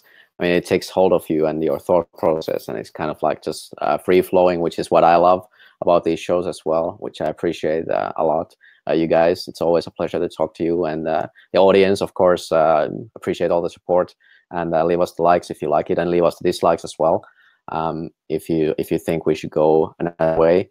I just wanted to quickly point out there's a very good question by Heikki H from the Konsensus chat about the energy usage perspective, and he seems to think that it will be a better if the price stabilizes in the current level to use less power. What do you guys think? I mean, we've been, especially we talked with Saifed Yan who wrote the Bitcoin Standard book, and he actually raised out a very good point, and I agree with him. I've been saying the same for a long time, that Bitcoin could actually be used as the most efficient battery ever, and actually that the energy consumption would be good. This is kind of like what I think now, but why don't you guys chip in here? What do you think about this? Should the price remain the same, and can the price remain the same? And in term, for the sake of energy consumption. Well, I can comment on the price because I know more price than I do the logistics, where Max might be able to talk more about the power. You know, I think the sooner we can adopt the price, the sooner people can start to realize that this is what it's going to start trading at. Imagine a currency, guys, that is getting traded at $5,000 to $6,000 worth for one. Okay, what kind of currency does that? Nothing does that. There's no, not even petrol does that. I don't think diamonds or gold even go that fast. I mean, we're talking about something you cannot hold. Okay, you know why it's worth value? Because you and other, you know, I don't even know how many people are using this currency at this point. I'm just going to say 10 million of this market cap as just a rough estimate, maybe more. But at this point, guys, if we can get this price to adopt, you can stop being scared. And once it starts going back up, then you can start buying in, okay? But until then, we just need to realize that it's all upon each other, and it's all about each other. This is what it's about. The money should just be a tool. It shouldn't be controlling us. And the money has been controlling us. And this tool that has been given to us is to clean up the entire mess that's been given to us since before the 1900s. Okay, guys? It's a ridiculous thing that we've had to deal with money. If you know anything about money history, it's a sad world. Yes, Saifedean's book is really good. If you guys haven't got the Bitcoin Standard, go get it. If you know anything about the book, The Creature from Jekyll Island, that talks about the origins of money as well, meaning in the fiat currency. But in Saifedean's book, he talks about literally the very grassroots of, you know, of where money comes from. And it's gotten out of control. You just go to a printing press, you print off, you know, 2 days worth of money, and then they just inflate the system. Well, you guys are ones supporting the system, so it's a big lie, you know. And electricity, that's another whole nother lie about where this electricity and how it should be created. I'm not going to talk about that too much, but I do believe that the price should be adopted by this price. I honestly think so. Great points that you bring up, Rico, and to expand a little bit on what was said previously regarding if the money supply, regarding the energy efficiency. And if you go to towardsliberty.com/Bitcoin, you will be here at the Bitcoin library, where down there at blockchain, you can find the positive externalities of Bitcoin mining. A fun, great paper published late of August by the Node blockchain research company. And let's read this introduction here. If your understanding of Bitcoin mining was limited to what most mainstream media outlets have reported since December, you would think the environmental impact to date has been disastrous. Some have even gone as far as noting Bitcoin is a serious climate threat. It's serious, guys. Although this coverage makes for some great click-generating headlines. Oh, that clickbait. It has focused solely on the perceived negative externalities of Bitcoin mining. This paper will provide an alternative view as we look to explore the positive externalities of Bitcoin's mining. We hypothesize that Bitcoin will improve the efficiency and allocation of our energy use worldwide. This is through proof-of-work mining, a process critical to ensuring the decentralization and security of the network, in which there is a direct incentives for individual miners to efficiently use energy and allocate their capital accordingly. So this clearly is a paper that is well researched, and those guys here at the Node Blockchain Research Center show that now with Bitcoin we have a huge incentive of actually using this energy as efficiently as possible. And because the more efficiently you use it, the more Bitcoin you will make, the more new Satoshis you will generate. And of course, you are incentivized not just by the inflatable money supply with the Coinbase transaction, with the Coinbase reward, but also with the accumulation of all the transaction fees in this block. So not only do the hodlers pay for the security via inflation, but also those that make transactions with the transaction fees. And this fundamentally makes sure that the Bitcoin blockchain is secure. And we want this to be as efficiently as possible. And there might be many great innovations coming in how to use electricity and energy efficiently and how to generate it efficiently. So maybe, Niko, we've already covered a lot. So yeah, do you have anything, just any parting words, anything that we have not yet talked about, and anything that else interests you in this fascinating space of Bitcoin? Yeah, it's true. We covered a lot more than I expected us to in the first episode. It was just supposed to be an introduction to the show and what we're going to talk about. But I have a feeling that you won't run out of topics to cover in the future episodes. So I'm not too worried about that. And yeah, it's been awesome to drop in, at least in this show. I'm not sure if I can drop in on every one of your shows. I hope you keep making more of these. I'll drop in whenever I can, and yeah, definitely interested and psyched about this future money concept and whatever it's going to be. Of course, we're talking a lot about Bitcoin here. I mean, we are protocol agnostic, even though we are currently maybe identifying as Bitcoin maximalists. That certainly that case could change. We're talking about future money here, and the whole point of it is to shift the responsibility and freedom back to our own hands and become the self-sovereign of our own destinies and wealth as well. So yeah, with those words, I think we can check if there's a couple more questions from the chat, perhaps. And I don't think there's anything more for me to add, except there's 61 watchers over at the World Crypto Network. We can definitely up those likes there, and I do think we have some viewers as well in Konsensus Network, 10 it looks like. So pretty awesome stuff, guys. Keep the followers coming, and we keep making these shows, and definitely give us some feedback. And yeah, if you want to check out my content personally, I'm pretty active on Twitter with the name Omnifin, double N at the end.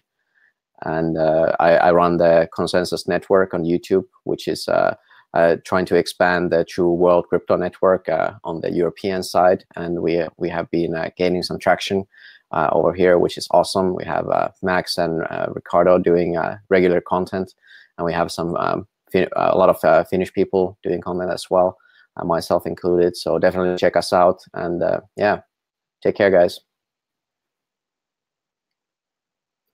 Thank you, Niko. Yeah, man, I really appreciate just having a collaboration with you. You are more than just a colleague. You're, like I've said before, you're a great manager, and Max, you're a great colleague as well. We all talk offline quite a bit in the office at Konsensus, which is great. Appreciate that for that space.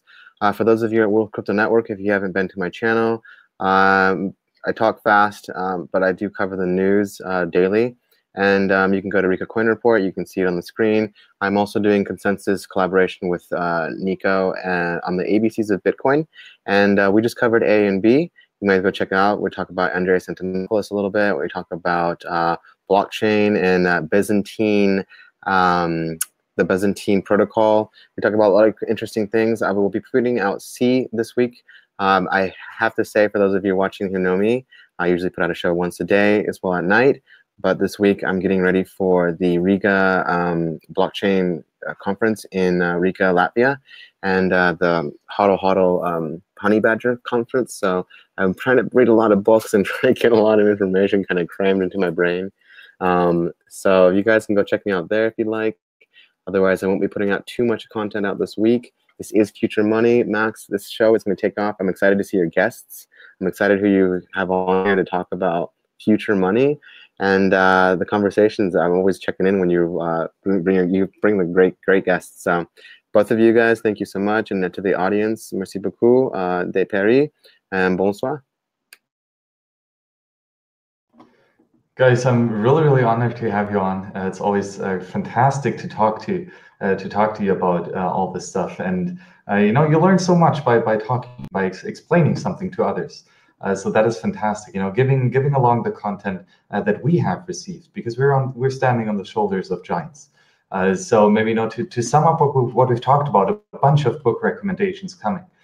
First of all, a bit about the history of the Austrian school, and that started with the School of Salamanca in Spain, but then later with Ricard Cantillon and his amazing book on the Essays of Economic Theory. Later, Karl Menger with The Origins of Money, a book that is, I think, has greatly influenced Satoshi. The same with this book by Ludwig von Mises, which might be the best book written on money, The Theory of Money and Credit. It is absolutely the most technical book, and he explains here, credit expansion and all that stuff, which is a fantastic read.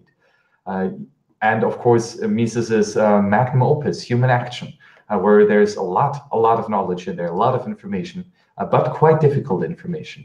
Maybe a bit more accessible would be from Rothbard, Man, Economy, and State, his magnum opus, where he tried to just make human action more accessible, but ended out making, in my opinion, an even better book, which is quite a task. I also love What Has Government Done to Our Money by Murray Rothbard, because in my opinion, it truly shows what Bitcoin is. You can play nice games and exchange the word gold for the word Bitcoin in this book. In my opinion, it works even better.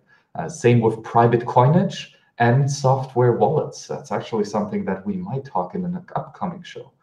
Quite interesting. I had another mind blow this morning about that. Then there's also here this amazing book by Professor Guido Holzmann, who, by the way, was on the World Crypto Network, talking about the ethics of money production, a book that influenced me greatly and that has advanced my understanding of what money is, and especially the ethical aspect of why sound money is so important. Of course, read the Bitcoin Standard. That's the book on Bitcoin and economics out there. Saifedean, amazing work. Keep it up. Of course, we talked about the Starfish and Spider organization, talking about why open source projects are so fundamentally strong and why they are so powerful. And talked a little bit about anti-fragility and why such systems as Bitcoin just continue to grow regardless of what you throw against them. And talked a little bit about the differences between the political and the economic mean, as Hans-Hermann Hoppe expanded here in the theory of socialism and capitalism, but also Franz Oppenheimer. Guys, that was fundamentally it. Again, thank you for supporting Wasabi Wallet. Again, 10x of the coin joins. That is amazing. I want to encourage you to check out the videos from Rico and me on the creature of Jekyll Island over there at Rico Coin Report. Amazing videos. Guys, if you want to know more about either Bitcoin, you can go to towardsliberty.com/Bitcoin or Austrian economics. Go to towardsliberty.com/economics. There is really lots and lots of books that I can highly recommend to read up upon if you want to educate it a bit more about what sound money is and what the School of Economics is all about. Guys, thank you so much for supporting here the fundraiser for the Purism laptop here at the show, Open Source Everything. This is amazing. Got already 0.2 Bitcoin. Guys, you're amazing magic internet money. Thank you so much for your support. Really looking forward of seeing how this amazing open source hardware and software combination works out that focuses on your privacy. If you're interested, if you want to see that, right here, the QR code.